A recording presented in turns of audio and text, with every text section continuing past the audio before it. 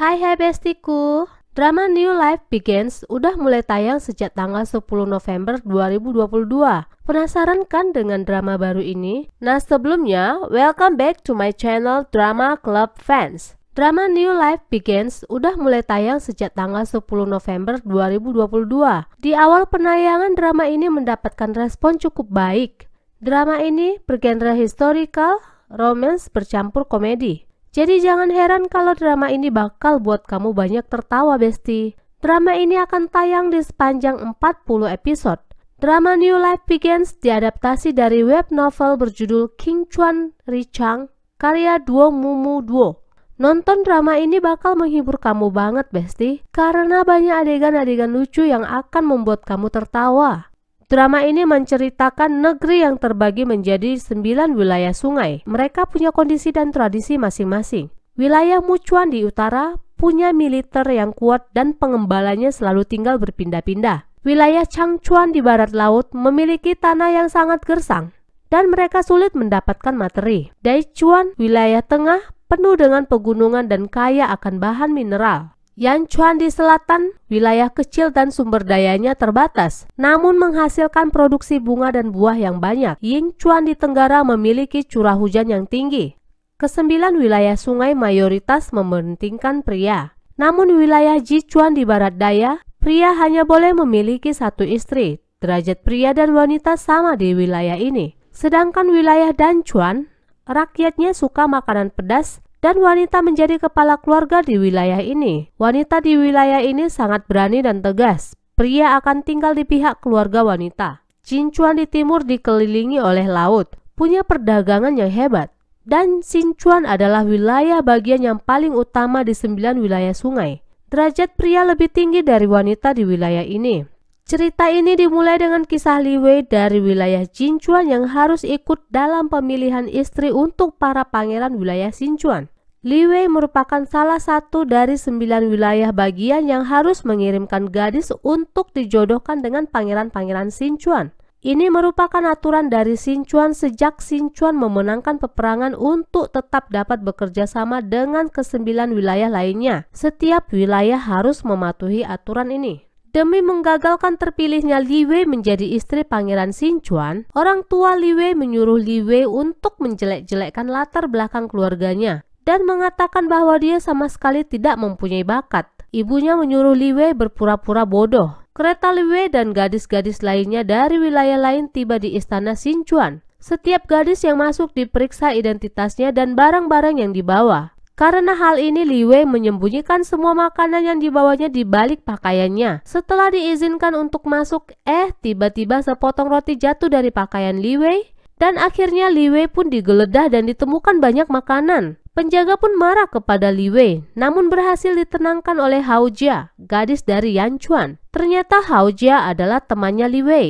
Sementara itu, para tuan muda yang sedang berada di kelas yaitu Yin Yue, Yin Yan, Yin Ji, dan pangeran lainnya sedang membicarakan para gadis yang datang untuk diseleksi, dan Yinji langsung menyukai Hao Jia begitu melihat lukisannya. Seleksi pemilihan istri untuk pangeran Sichuan dimulai. Semua gadis menceritakan latar belakang keluarganya masing-masing dan mengatakan kelebihannya masing-masing, namun hanya Li Wei yang mengatakan keburukannya. Li Wei memang sengaja menjelek-jelekkan dirinya agar tidak terpilih menjadi istri pangeran Sichuan lalu bisa pulang ke rumah keluarganya. Selagi menunggu pengumuman hasil seleksi, Hao Jia mengajak Li Wei untuk ke dapur mencari makanan. Namun sebenarnya Hao Jia ingin bertemu dengan putra mahkota. Li Wei pun setuju dan segera mencari cara untuk dapat masuk ke kediaman putra mahkota. Yin Zeng yang saat itu sedang berada di kediaman Yin Song berhasil memecahkan formasi catur Yin Song. Karena hal ini, Yin Song mengajak Yin Zeng untuk bermain catur, namun rupanya penyakit lama Yin Zeng kambuh, sehingga Yin Zeng harus kembali ke kediamannya.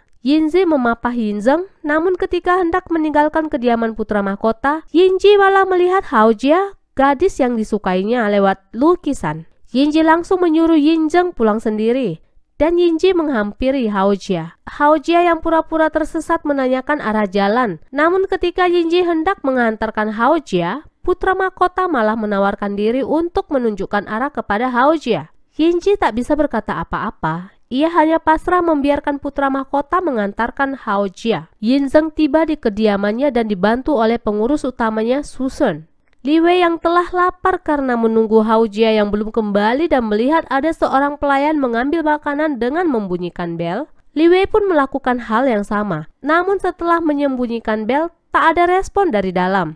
Akhirnya Li Wei pun membuka pintu jendela. Ternyata di situ ada banyak makanan. Li Wei segera masuk dan memakan semua hidangan yang ada di situ. Ketika sedang asik-asiknya makan, Li Wei dikejutkan dengan suara yang meminta makanan untuk disiapkan. Li Wei pun panik dan menyiapkan makanan seadanya lalu menghidangkannya. Susan membawa makanannya kepada Yinzeng namun terkejut melihat apa yang disajikan tidak sesuai. Untuk beberapa kali hal serupa terjadi dan Yinzeng pun semakin heran karena hal ini berulang beberapa kali. Hingga akhirnya Yinzeng tahu apa yang terjadi setelah menu terakhir ada giok peserta Li Wei di hidangan Yinzeng.